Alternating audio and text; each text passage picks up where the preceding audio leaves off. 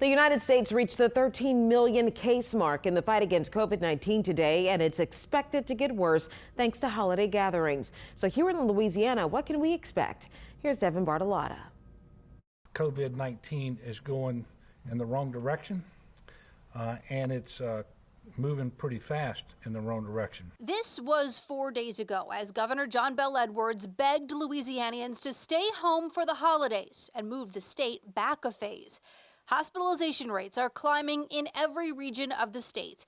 And there is major concern that the third wave of COVID-19 could become a tsunami. If you wait to act until your hospitals are at 100% capacity, that is way too late. With the holiday looming, the New Orleans region stood at 3.3% positive, up from 2% this time last month. And without the vigilant biweekly testing of Tulane students who are off campus for the holidays, the positivity rate could inch toward the state's 5% threshold for keeping bars open. The concern, though, is nationwide. This wave of coronavirus has filled up more hospitals than ever before. We will not get a reprieve because then Christmas comes and then New Year comes.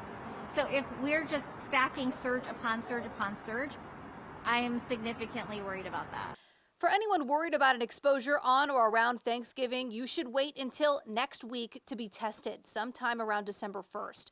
And looking ahead toward Christmas, if you plan to gather around the tree and want to be extra safe, everyone who plans to attend should quarantine for 14 days ahead of the 25th.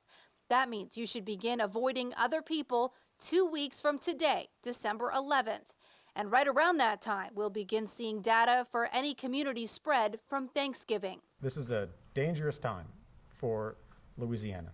We know very well what trajectory we're on because we were on a similar trajectory a few months ago. Devin Bartolotta, Eyewitness News. Here are the latest numbers from the State Health Department. Remember, they did not report COVID stats yesterday due to Thanksgiving, but today they're reporting 5,058 new cases and 41 new deaths. Hospitalizations have dropped since Wednesday, but more patients are on ventilators today.